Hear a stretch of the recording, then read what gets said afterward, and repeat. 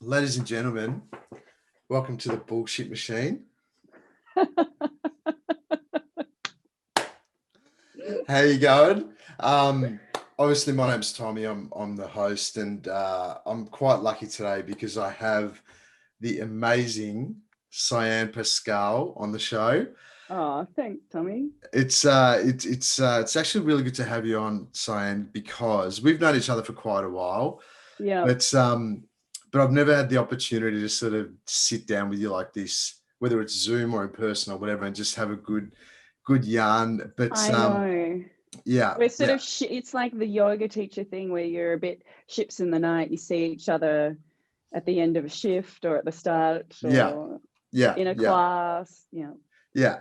And I don't know. It's interesting with you because I've like obviously I've seen your journey over the last sort of 5-10 years, and and you see like the reason why I have so much respect for what you do is because I've constantly seen you um you've built yourself into a thing, and then you've built on top of that, and you build on top of that, and you're one of those people that just keep building. It's like, I'm an ex-architect, so I'm 100%. I really, okay, maybe, Yes, yeah, it's yeah. a really great analogy. But you do. It's like you Oh, don't. It's not like you stay in one spot too often. You just keep stepping up and adding to your plethora of skill set and gift suite or whatever you want to call it. And you're the mastermind behind the Light Collective, which if you're in this space, or you're searching around for this space of mindfulness or yoga, or kundalini, or just really turning yourself inside out, there's no doubt that you'll come across a Light Collective. So you're the mastermind behind that, and it's so I actually can't wait to hear the story, how you sort of evolved, and just give us a heads up of what's your story. What's your story, what's my babe? story? What's the story?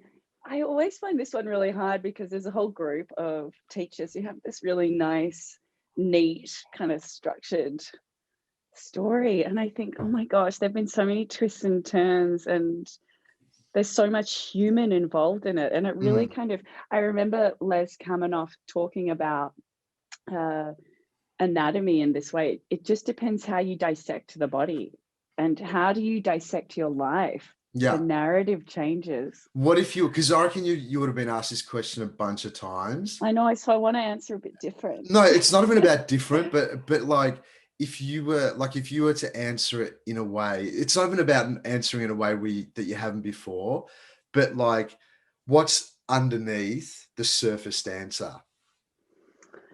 What I would say with me is that there is a very strong fire behind everything that I do. Mm, And so I'm people think sometimes that I'm a perfectionist. I'm not a perfectionist. I just have this burning fire. And I think that I have always been connected to the spiritual realm ever since I was a kid. mm, But I never saw myself as becoming a spiritual teacher or moving into yoga, because I was also very academic and really creative. So architecture was a kind of it was a really good fit for me. I'm also a Taurus. yeah. So things that are physical, working with my hands, buildings, it's really, and kind of a nice things, design really worked well for me. But I was always sitting in my 20s in this space of, how do I incorporate my spiritual world into this as a career path? I couldn't get it right. I just couldn't get it to work. And also in that period of time, I was practicing yoga. I'd started practicing meditation at 16. And I started a daily practice of yoga asana at 19. So I was like very deep into it. I Mm, loved it. It made a lot of sense to me. And I think it was because I'd done it in previous lives, definitely. And I think that I spent a lot of my 20s grappling with, how do I bring that into my life in a more integrated way? And It wasn't until, I would say, I'd been living in India for a few years as an architect that I decided I was at total burnout. I mean, living in Mumbai is very hard work. It is How so much long? fun. How long were you there for? I was there for 2.5 years. Wow. And so in Yeah. Mumbai, you were an architect. Yeah, I Yeah. started up my own architectural business, architecture design, and a lot like design as a whole, kind of Mm. designing furniture, tiles, fabrics. I was building a boutique hotel over there called Abode, Bombay. I then started to design yoga studios and kind of wellness spaces. So I felt like that there was some link, and I knew that all of my work personally as a yogi was having an impact. It always does. Like, I Mm. was able to have really great client relationships, but I was still always reaching this burnout. And it got to a point where my practice, which was an Ashtanga practice, this really fiery practice, it wasn't working for me anymore either. And I was Mm. kind of, I was at the end of my tether with work. I was at the end of my tether with India. I kept getting sick. My relationship there had ended. It was all just, it was one of those, I seem to have these every kind of 5 years or so. I'm kind of in one now. Yeah. But that one was this incredible catalyst for me to do my teacher training, and it changed me from this Ashtanga path into a much more intuitive tantric path. Mm. And I think that these moments of breakdown and these catalyst moments, if you run with them, and if you've got some trust and faith in yourself that things will work out, they lead you somewhere else. And so I guess that led me to start to teach yoga, and to teach in a way that was pretty different from what I had personally practiced. And out of that, like, I taught a lot, and then eventually I had another kind of Breakdown. breakdown moment Yeah. again. And then the Light Collective was born. And then I've had lots of mini breakdown moments Yeah. in that. And each one of those, I think they're like these great Yeah. moments Yeah. where you build again, like you Mm. said. Yeah.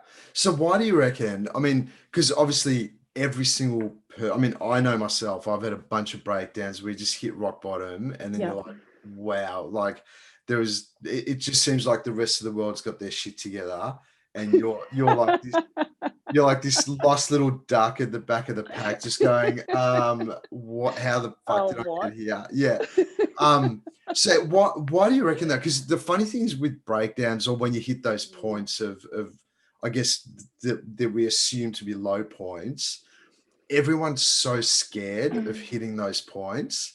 But then I reckon, sort of 99% of people that you speak to, when they look back over their life, it's those points which have been the most powerful and transformative points in their life. So, I mean, why do you reckon we're so scared of breakdowns? Oh, because humans do not like sitting in difficulty. Mm. We don't like hard emotions, and we're programmed against suffering. Mm. And suffering is hard. Yeah.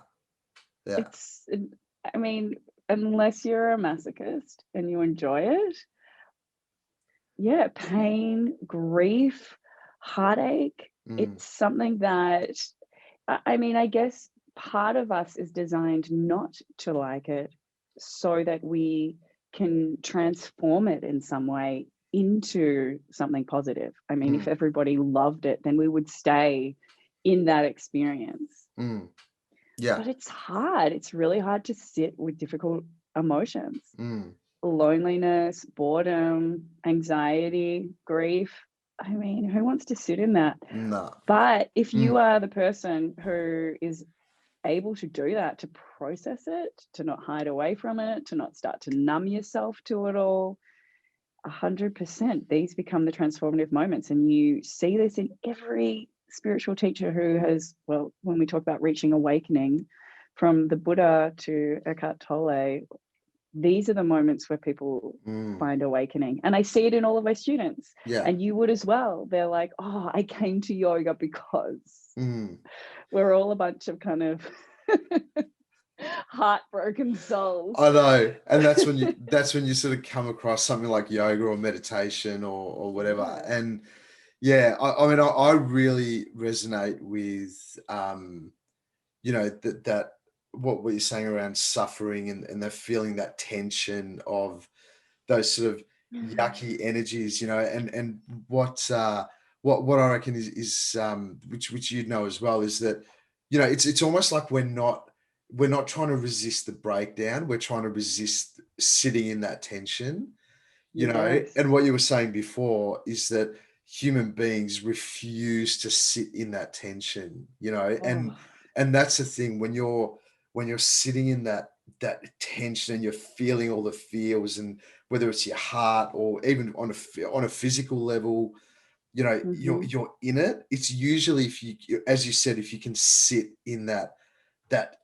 heaviness, Oh, that's when yeah. the pop happens, and you're like, oh, and then it's almost like, instead of releasing or resolving that tension into your, you know, your beliefs or whatever, you're resolving it into the higher, you know, you resolve it. It allows, if you learn how to sit in it, it has to resolve into something bigger or something, you know, Yes, that's that's creative. beautiful. Yeah. Yeah, that's this idea of Mm, surrendering to something greater than yourself. yeah. That's a beautiful way of conceptualizing it when you are in a difficult place. I love that. I mean, there's so much I can do towards helping myself, but also I can't do all of it. Mm, I'm not alone on this path. I am supported, and whether you're somebody who believes in a greater consciousness, divine or otherwise, nature, you can even just, I suppose, think about it as in the world meets me in some way. People around me, my family, they can all support me in whatever it is that I'm going through. And mm, I always think about this, the surrender aspect is not that you don't have to do anything to create change in your life. It's that you're always meeting the universe halfway. mm, It's like you've got to put in a little bit of work, right? You've got to at least be that person who is able to sit in the emotion. If you spend your whole time numbing yourself with sweet food, alcohol, drugs, Netflix, whatever your yeah. poison is, then yeah, you aren't going to be met No, halfway. But no. if you say to yourself, okay, this is really hard, I'm just going to sit in being lonely. I'm not going to look at my phone. I'm not going to get on social media. I'm not going to text somebody. I'm just going to sit in Mm, loneliness. You give it 10 minutes, and like you said, it doesn't even take that long. mm, And you are met and you're supported, and it somehow is absorbed or resolved or alchemized by someone, something else. mm. It's so true. I Yeah. love that idea, Tommy. That's really Yeah. beautiful. Yeah. Yeah. And then, um, you know, it's a pretty powerful concept, because then, you know, then what we're sort of talking about is that, um, it's almost like it's a given that in order for us to grow, we're going to have to experience suffering, aren't we? That's So it. it well, then, I mean, what do you do then? Do you then live life going, trying to experience suffering? This is no, you know what? This is something that, like, as people go along the yogic path, they actually ask for. Mm, I mean, and okay, so what I want to also define is suffering can also, it doesn't necessarily have to mean bring on all of the grief and mm, like my whole life has to fall apart. But you think about every step, there is this moment of like increased energy or mm, increased tension, as you were saying. So it could just be like a really busy time, or you're doing a new course or something, and you have to learn a lot and it feels totally overwhelming and you can't seem to integrate it. But there comes a point when it just integrates and you're at this next stage, and then by the end of the step it's like, oh, I'm a little bored again. So maybe you throw yourself into the fire and you do another course. It could just be that. But sometimes these moments of upgrade are not in mm, your control. yeah, yeah, and that as an experience, yeah, it can be pretty confronting. But if you're feeling like you're in this phase of comfort zone and you're on the yogic path, you can actually call it in, and they call it stepping into the fire. mm, It's this, you step into the fire and there is the there is this analogy of Sita who steps into the fire in the Ramayana. Is that what it is? I haven't read it. Ramayana with I don't Dude, know. I'm just a yoga Anyway, teacher. and Sita is Ram's wife, and she steps in the fire and she has nothing to burn because there's no conditioning, there's no karma, there's nothing for her to burn through or to learn from. But for us, we step into the fire and you're going to bring up a whole heap of conditioning. It's going to happen, and you've got to be careful on the yogic path. You start doing sadhana, you start a mantra practice, or you start doing a yoga practice, and it's all really fun and great at the start, and then you hit this moment where it just becomes a lot and you face all of your resistance. I see this in my the teacher trainings that I do all the time, and it's just a reminder that this is your own conditioning that you're facing. You're in the fire with your own conditioning. You're burning it up. Don't get caught up in the thing that is reflecting you. So whether that thing is the breakup, whether it's the loss of the job, whether it's a yoga practice, like I joke with my teachers that are going through my training, they like, I hate that technique, Sian. I'm like, the technique is not doing anything but showing you what resistance, whether it's laziness or anxiety or whatever is going on within you, you're just using this technique. It's helping you to step into the fire, and then it's all starting to burn and you're freaking out. But I'm telling you, it'll level out. There'll be a time when that technique doesn't hold all of this tension or concern or worry, and it's the same, like you think about every breakup that you've been through. God, at the time you're so in the drama of it all, and then once you've moved through it, I mean, think about someone you broke up with 15 years ago. Hopefully you kind of chill with it now. Yeah, totally. All of those feelings have been resolved, and you don't have all of that intensity towards it. So I mean, as a yogi, there's a certain aspect of you do start to call it in, but and you got to be careful with that.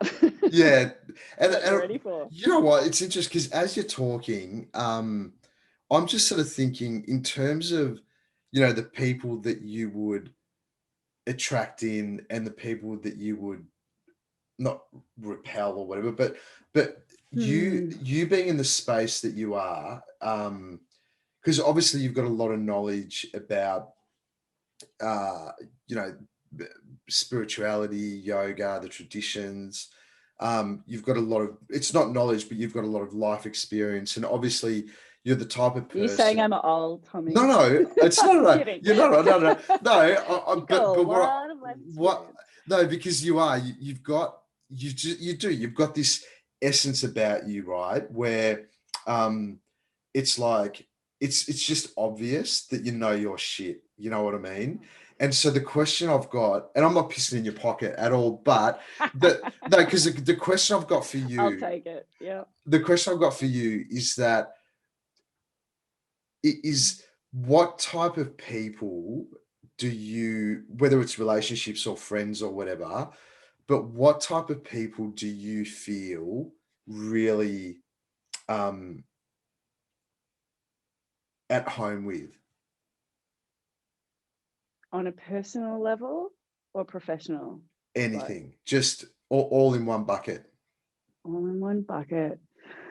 Oh, I would have to say people who are authentic. I find insincerity very difficult, and that has been, I think that's actually just been the way I was brought up. My parents were just the least pretentious people ever. And they didn't stand for it, and we didn't grow up. I think it was the way I grew up was really about social justice, caring for people, being honest, and never going below the belt ever. And so I guess there's a certain level of respect that I grew up with, and within the dynamic of my own parents, that I expect from other people. So for the most part, I think, look, I've had a lot of challenging relationships also in my life, and I think that what they've just shown me is how malleable my barriers can be, and what my own standards are. And for the most part, I feel like I attract really great people into my Yeah, life. we'd have to. Well, I guess Yeah, so. But when I go out into the real world, I sometimes get a big shock because my students are really awesome. I yeah, mean, the kinds of students I attract are, they're sort of ready to go deep into the spiritual realm. They're not faffing about. And if they are, they tend to drop off pretty quick. yeah, They're also ready to just sort of go deep into ideas and practices, because I expect a lot from my students. Like our main course, the method, is 1 year. It's 150 hours, but they're probably doing about 700. Like, it's a lot of work. crazy. Yeah, Yeah. I yeah, mean, maybe not 700. I'm, yeah, exaggerating, but so I think that I get people who are really willing to look at themselves. So sometimes I get surprised by people who aren't doing that. yeah, And yeah, it can be confronting. I mean, yeah, I've had relationships where it's turned out that the people closest to me were alcoholics. I had no idea about it. I've had partners that have turned out to be abusive. I've had friends that have been really toxic. And the thing, I guess, about that is that it's really easy when you're a self-reflective person to constantly blame yourself for attracting that in. And I think that in the new age spiritual philosophy, there is this idea that you are always attracting everything. But I think that we can be a little compassionate on ourselves and say, okay, well, perhaps I was attracting that person in to learn something, yeah, and how did I respond to that situation? And in the situations where I have been with partners that have been emotionally abusive, or have had addictions, how have I managed that? And did I put up with it? Did I stay in it? Was I able to create boundaries and to look at my own relationships? And this could be also with students as well, who, because you want to be really kind to all of your students, and they're like, I know you used the word duck before, but I think about these like little ducklings, especially yeah. when they're in shavasana. You're like, I oh know. my God, you just have this love for them. You're like, I love you all. Yeah. You can be taken advantage of, and this happens in the world. And you've got to maintain that capacity to be really open, Yeah. to expect the best from people, but also have these boundaries in place. Like, okay, was that a mistake? Okay, this has happened twice, 3 times. All right. Yeah. What is my action? How do I Totally. put up some boundaries in my life? Yeah. That's definitely one of the I've been sort of toying with this idea that we're talking about for the last couple of years, where and even though I believe it, there's a part of me that questions it, which is like it's basically like what you're experiencing in the world is, all of it is your creation, right? And even though at the core I believe that, I'm not fully comprehending it yet, even though Yes. I know it, I feel it's to be the truth, but Yes. I've It's not landed. embodied It's completely yet. like Yes. I've Yes. embodied it, but it's like probably 75% there, Totally. and it's like, and so when something shitty happens, or I get into toxic relationships or whatever, right? Like, I sit there going, well, why the fuck am I creating this? Like, Yeah. how am I creating this? But what I guess where I've landed with it at the moment is that I genuinely believe that that all the shit that I don't like, there is something in me that hasn't been healed yet. Otherwise, that wouldn't trigger me in any way, shape, Oh, or form. that's it. Right. 100%. So then instead of going into it like, oh, why am I creating this? I go, well, what's within me that I haven't healed yet? And then that becomes a way more accountable question for me. And Yeah. that's what I toy with, because, see, in this conversation, like what I find about myself, what I experience is that sometimes in those situations where I grow a little, I trigger the fuck out of people, and it's like I keep having these experiences where either people call me selfish or I'm like or somehow I trigger someone. I'm like, fuck, and I can't deal with conflict. I'm so like any form of conflict. I swear I'm at the Himalayas right at the top. Like, You're in full meditation. Everyone's like, how did he get there that quick? He was literally here a minute ago. Yeah, And then there's totally. a photo of you on Instagram I'm like, at the hey, top of what's Mount up? Kailash. Yeah. Yeah. Okay. Yeah. And so see where I was sort of going with that is that yeah, it's just this thing of when I find myself being in a situation where I'm triggering others, right? And I see the trigger in them, it really fucks with me because I just want peace. But then I'm like, what? Ah! Why the Yeah. fuck? Yeah. Totally. Yeah. Oh, that's interesting. I'm just trying to think about, yeah, I mean, I'm sure I trigger people all the time. Mm. I'm Well, sure of dude, it. there's no way you wouldn't. Like 100% you would. Because Yeah. you do what you do. You Yeah. know, there's no way you wouldn't be triggering people. I'm not saying all the time. I'm just saying that. No. Yeah, Yeah. yeah.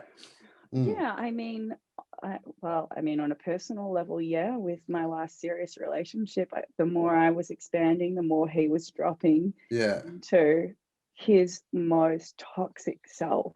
Like, and it was, and Nat, who is the president of the Light Collective, I mean, she's one of my best friends as well. And she's yeah. just there for me on every level. And when I was going through this really rough time, she's just said to me, your light is like a mirror for their darkness. Mm, And that can really happen. That's probably the most profound one I can think of. mm, And then I suppose, I guess what I try and do is, in some ways, demonstrate that there doesn't have to be a sort of level of comparison or competition, or because I think that's what it can often come down to when people mm, are triggered, because they're seeing something in you that they want. And that happens for me with other people. And that triggering, I suppose, I try and use that. One of my teachers, Jenny, would say, rather than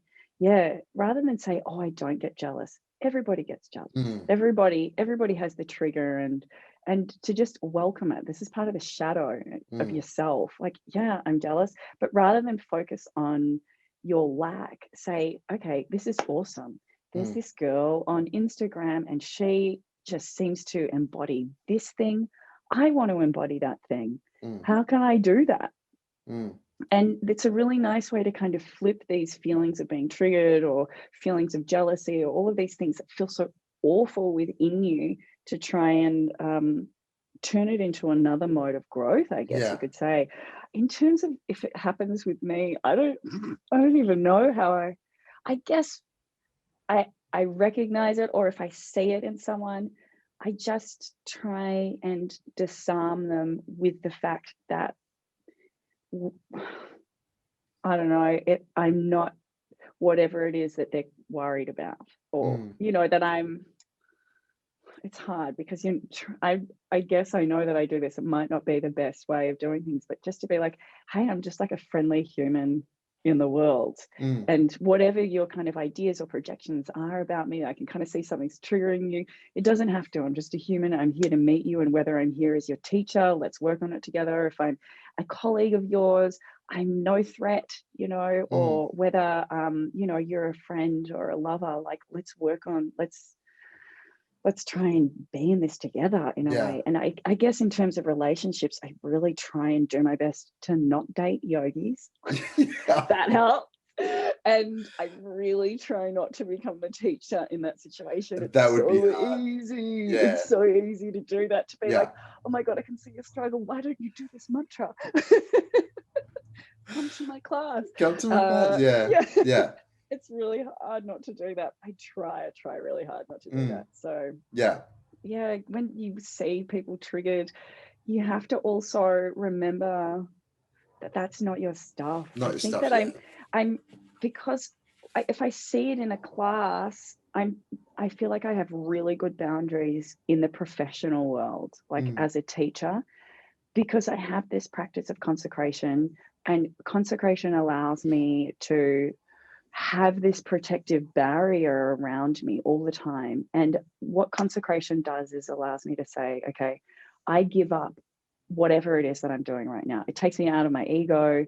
I say, okay, I might get good things, I might get bad things out of this practice. I'm going to offer it up to a greater power.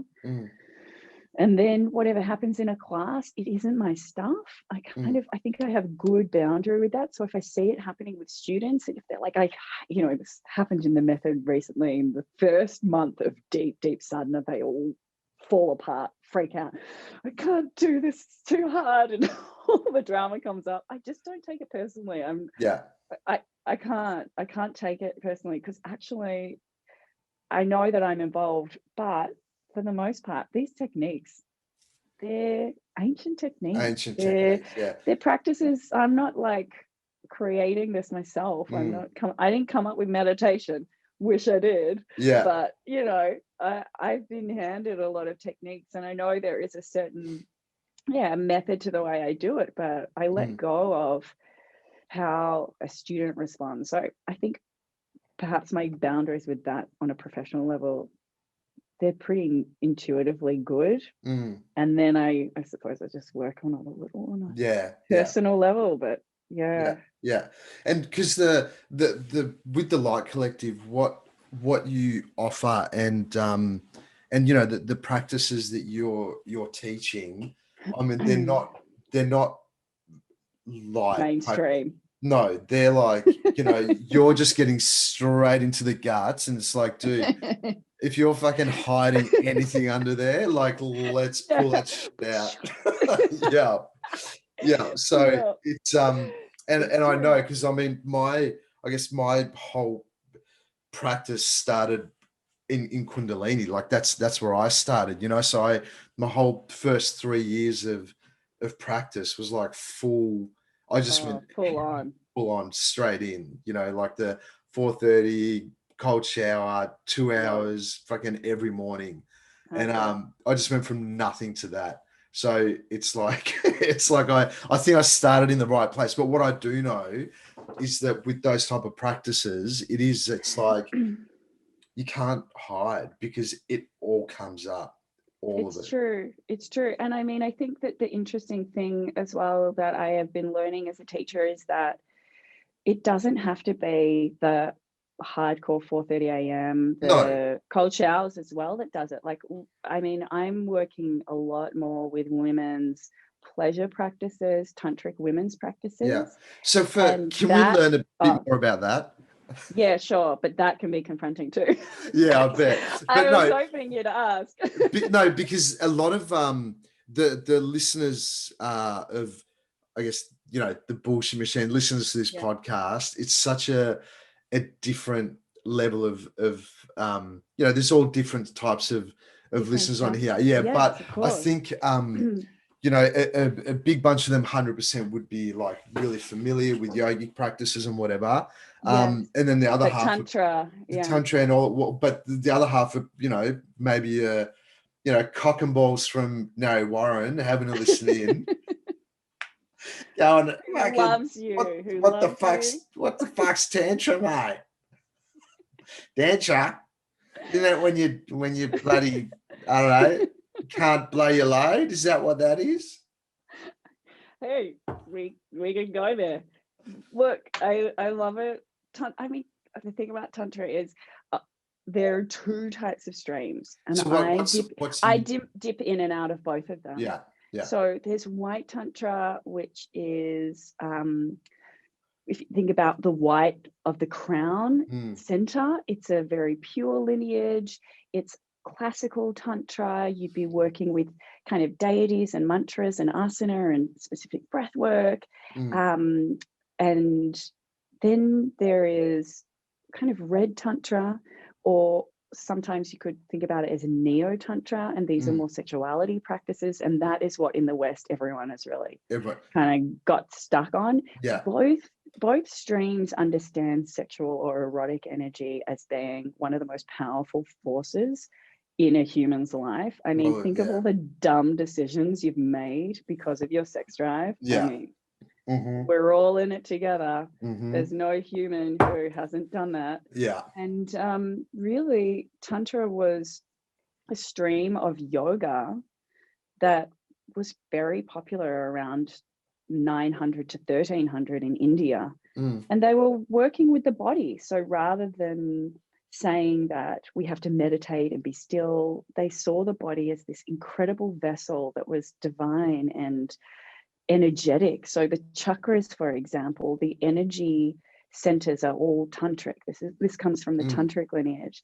And they understood that specific energy centers, like those around the genitals, were really super powerful, and that certain energies resided in the lower centers. You might have heard of Kundalini Shakti. So it's not just a trademark style of yoga by Yogi Bhajan. It is actually an energy in your body that is activated through specific practices. So Tantra is primarily working with Kundalini. We're working with our energy body, and there are different streams to it. And I suppose as a teacher, I've spent a lot of time focused on the more of the classical practices like pranayama, breath work, and asana, specific asana or movement practices, meditations. But woven within has always been this red tantra practice, and meaning these sexuality practices. And for a long time, I was very nervous to go into them more deeply because I had a bad experience with a teacher. And I would say that the majority of people that I know who've been in the tantra world would have, because it attracts a whole lot of creeps. Well, do you know Got to put it out there, like, can I just, so you got to be careful. Yeah. Yeah, I just want to say, like, in terms of, and I've realized that in myself, right? Because, and so doing what I do, and obviously what you do as well, but I guess from a male perspective, being in this world, there's a very, very fine line, Oh, yes. because for me, well, I guess, yeah, as a male, I can't, that's all I can do with my experience. Yes. Even whether I'm coaching or whether I'm teaching yoga or whatever, you Yes. come across often people that are very open, and they're Mhm. they're there, They and trust you. There's a that's hierarchy. They look at you as the wisdom holder. exactly, You've got all the answers. yeah. And it's like when you go to a rock concert and you see a rock star up there. I mean, Yeah. you are actually both. You are both a yoga teacher and an And actual rock star. yeah, But yeah, like, you go to a concert, or even if you go to a comedy gig and that person's up on stage and they're just igniting something in you, and there's a spotlight on them, and you're yeah. like, whoa, Whoa, yeah, that person becomes, yeah. something very attractive. Very exact. And And so, so where I yeah, was going with it was that I yeah. found in myself, in all honesty, that parts of me, sometimes that creepy vibe turns on, right? It does. I'm being fully honest, because you're there, and you've got a Yeah. connection with all these Yeah. And amazing you're connecting them, and there's lots of connect. It's beautiful like it's just women, and they're all in lycra. yeah. It's like no, there is this sometimes when that creepy Tommy turns on, Hmm. right? And then it's like there's this battle that happens within me where This I'm is what like, Tantra is actually about. This is mm, what it does. It's like, okay, I feel that energy, and we don't have to call it creepy energy, because we can just call it erotic erotic energy. energy. Yeah, It's like, absolutely. there's Yeah. a sexual drive. It's biological. It's there. It's totally natural and normal. Mm. And a teacher with, great integrity, or who, I mean, it's not even just that. It's that they've done a whole lot of work. I mean, in Tantra, I am teaching practices. I have a lot of practices for men because I actually was taught all of the male stuff. So I know, accidentally, in a way, I didn't realize I was learning all the male practices, but there are very specific techniques which allow you to shift that energy. You can shift it really quickly. So, because really it's about a state of consciousness. Mm. How do you change your consciousness out of that erotic drive, which is so biological and so strong, Mm. and shift it into, okay, this specific scenario, it is not the right scenario for me to be all like sexy, super juicy, Yeah. delicious, open, ready and willing. Actually, this scenario is one where I'm with my grandma and I need to have a heart center, or Yeah. I'm with my students and I'm teaching them awakening, so I need to be in my third eye. This is actually with the power of Tantra. And it's not to say that you've got to like somehow turn off your erotic energy. It's like, wow, lucky you feel it. This is good that you feel it. Because for a lot of my students, for a lot of the women that I teach, it's about activating that even first. Like, how do we activate erotic energy that's been turned off because they've had children, or they've had traumatic experiences, or they've been for some reason disconnected from their body because of surgery or religious dogma or societal norms, or some, you know, ex-lover calling them a name. There are so many reasons why particularly women can turn it off. And so first of all, like most of the time I'm getting women to connect, amplify and build that energy. And then we can learn how to shift it and turn it into like full body pleasure, or turn it into healing, or just activate your whole life. But it can be quite a different process between men and women, because from like a sexual or arousal perspective, they're two totally different things. And it's really fascinating when you actually start to learn biologically what happens in terms of arousal for men and for women. And yeah, this is something that I've been exploring deeply, because just to finish off that last part of the story, yes, I kind of stepped back from the erotic aspect of Tantra for many years. I vowed that I would only practice and learn from a female teacher who I saw had longevity, experience, and also integrity. And I was really fortunate that I reconnected with an old teacher of mine who, well, she wasn't a teacher, she was a contemporary of mine who's much older than me, Jenny Mears. And through her, I, you know, done more training, which has meant that I can totally expand the offering that I have for my students now. And I feel like I can do that with so much integrity. And I guess what I've learned with her, I've also been learning for the last 7-8 years, really. But now I have all of the insurances.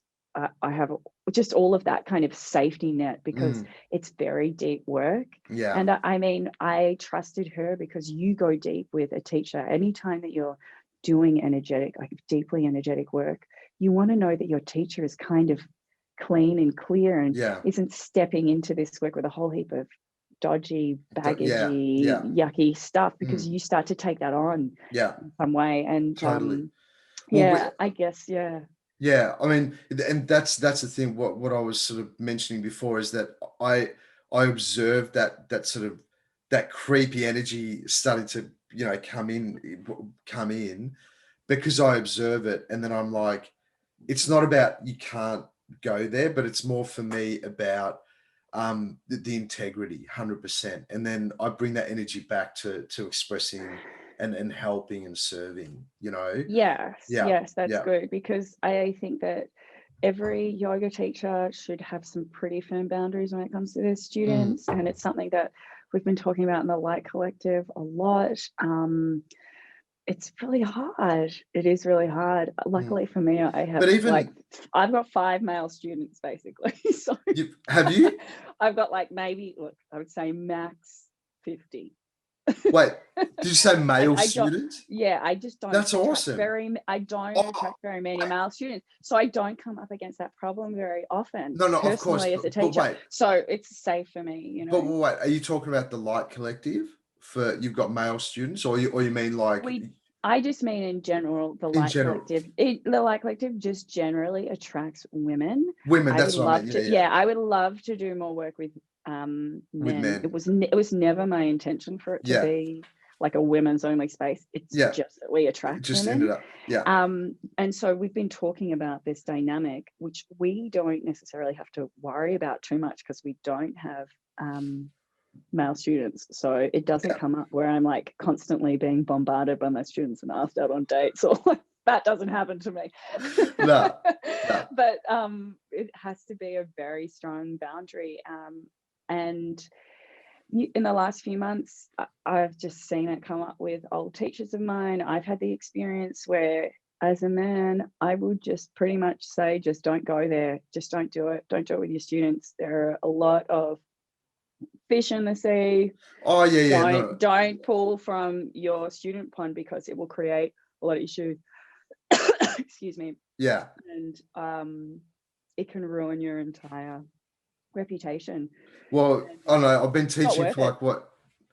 Yeah, I've been teaching for like maybe 5 years or something, 6 years, and yeah, it hasn't happened yet with me. So, that's great. but I mean, look, at the end of the day, it's like whether it's students or whatever. Like, I genuinely enjoy the deeper connection, you know, and it's and I get it. I mean, it's such a, you know, as we said before, it's such a fine line, because connection can quickly turn into sexual energy, that erotic energy that you're talking about, you know, and sometimes it is safe to take it there if it feels right for both people and whatever.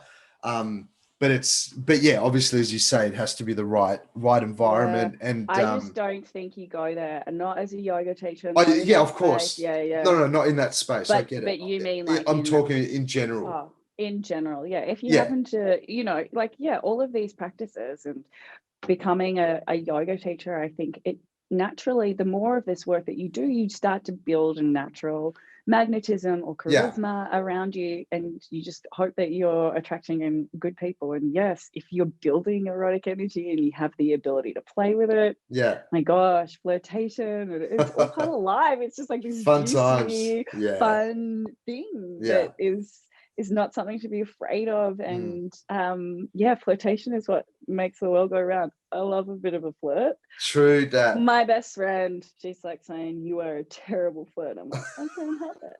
It's just the way I was born. Nothing wrong with that. Nothing wrong with that. So wait, so now you know, you've got the, you know, the light practice, you're building that, and I think the last I heard, you're literally jumping in a van. You've built this van and you're just off. Like, what the fuck, dude? What are you doing? So the light collective is sorry, not light practice, my bad. Light collective. Yeah, that's fine. My bad. That's fine. The light collective is totally online now. So in COVID, we went from doing all of our trainings in person, and we were doing full moon workshops and ceremonies and new moon workshops in person. We took it all online. We created an online studio. So that's just got classes and practices and breath work and all of that stuff. That's all online. We do, and we stream online. And then all of the trainings have to go online as well, because I wanted to keep the trainings up. And so we've been working our butts off, and everything's online. So I don't need to be here. Like, I just don't need to. We still connect in every week. Like, so the Light Collective method is a 1-year program, but we do check-ins every week. And that just happens on Zoom with me and also other Light Collective teachers. So I just don't have to be here. And the business, I'll keep working on it. Like, I just bought a modem. It's a modem I can take with me wherever I want to go. And so I bought the van. It's been something I've been thinking about for a long time. I bought the van in December. It was from this guy on the side of the road. And I was just driving to a gong practice at the light practice. Actually. Oh, cool. Yeah. And I was going there, and it's the only time I've ever been. And it was just like this serendipitous moment where I saw Moorabbin on this side street, just a sign up on a like pretty lumpy looking van. Look, her proportions, Margot's proportions are not ideal from an architectural perspective, but she works. So I just called the guy up. This old Greek dude came out, Peter, and he was like, "Oh, are you interested in the van? All right, this is how much it is." Showed me through.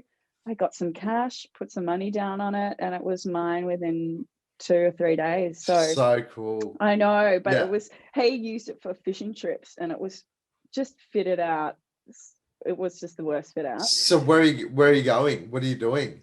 So, well, You So I figured it figured out. it out a Yeah. bit. Like I'm not going to get into the carpentry and stuff of it, but this morning, like I put in a new tap. So I like to get a bit handy. I was under there. I had a couple of renters going, Woo! so I've just like I've made it all nice. It's kind of light collective friendly now. It's Yeah. white and pastel tones and green, and and I did a trip in January through the south part of South Australia, and I just had the best time doing it. So I'm now going to head up the East Coast. That was my plan in December, but we had all these weird lockdowns with Mm. Byron and Sydney. And so now I'm going up the East Coast and I'll be teaching on my way up. So I'm teaching at 2 studios in Sydney, one in Mullumbimby, one around Burleigh Heads, another one in Gold Coast. And that's just for fun. For me, I just want to meet studio Yeah. owners and students, and I just want to get the vibe of the areas that I'm in. I just like meeting people, Yeah. basically. So I'm doing some in-person workshops, which has Yeah. been fun. We're like calling it the TLC tour. I'm Yeah. like touring up the coast in my van, Very and cool. and then Is it just I'm you? just gonna say it's just me. Yeah, Love I it. love the solo travel, but to Yeah. be honest, I say I'm solo traveling and I get very little time on my own. People are Mm. always chatting. I'm like, okay, Sian time now. I Yeah. need to be on my own. But it's great when you're on the road and when you have a Margo, which is a Toyota Hiace, people just ask you questions about it because it's got this extended roof to it. And So people cool. people know it's a van and then they're, oh, let's have a look. I mean, guys love it. And I don't mean like I'm picking up dudes or anything Nah. like that. They're just, oh my God, can I have a What? look? Whoa. And also little kids love it. Little kids are like, oh my God, it's like a cubby house. It's like a mini little house for them. So I have a And very so you're weird gonna sleep. demographic. You're sleeping in the van. I sleep in the van. Yep. It's pretty big. It's got a Yeah. little kitchen. I've turned a space into a wardrobe. It's got a very comprehensive wardrobe space, What? which is ideal. And then and then I have a bed which I just keep there. The back opens out. It's great. It So is so great. So how far up are you gonna go? Look, at this stage, I'm planned for Sunny Coast. Yeah.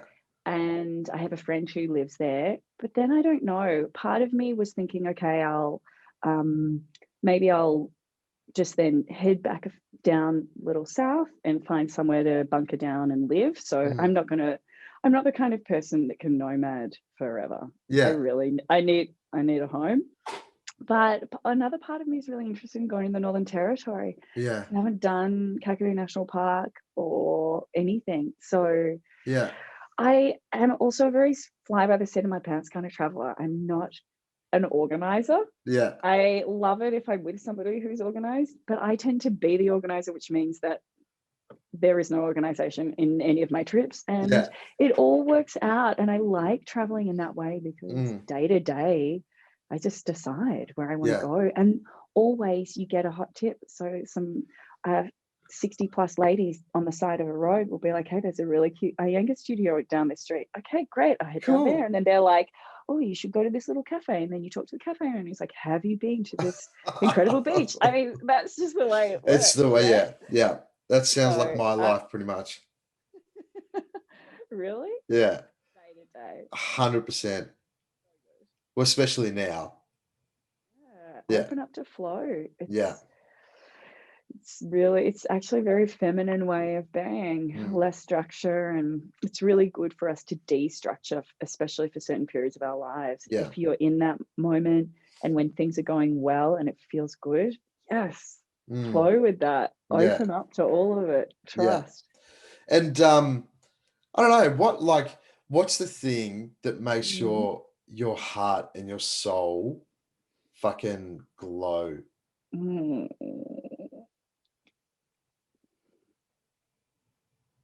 I think new challenges. So for me, this next trip is just very an exciting thing for me. I really am into all things erotic erotic energy work.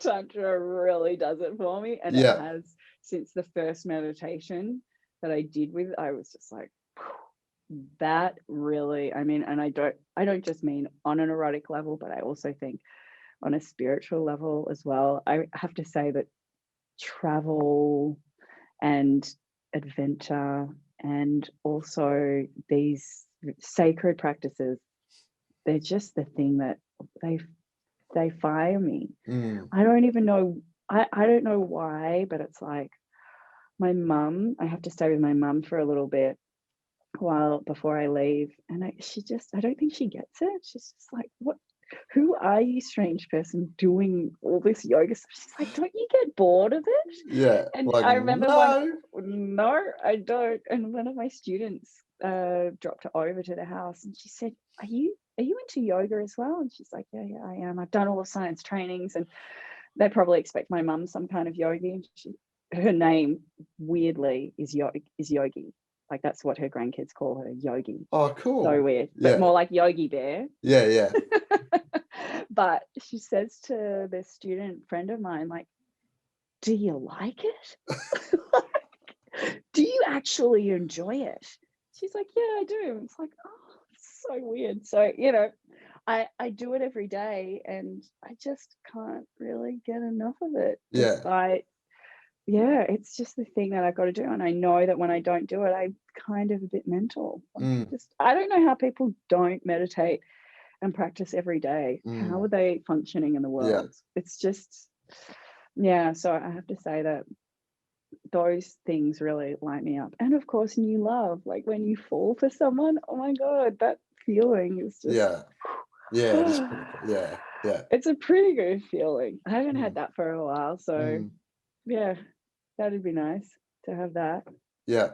Fire that lights up. Yeah, well, who knows? That's just like a deep motivation. Yeah. Well, who knows what adventures await you, Miss Pascale? Yes, thanks, Tommy. How cool was that? It was awesome having you on. Oh my God, it's so much fun to just chat with you. Yeah. It's like, you know, ladies and gentlemen, fucking Sian Pascale on the bullshit machine. And from my Can I heart ask to you yours. one question before we end? Yeah. Wait, what's your star sign? I'm Gemini. Oh, yeah, okay, cool. I was thinking about it last night. I was like, Leo, Sag, and I thought maybe Gemini. The Gemsy. You got that like creative. Yeah. You move around a lot. Yeah. Okay, cool. I can say that. All right, thanks. That's my one question for you, Tommy. Very important. Thanks, Si.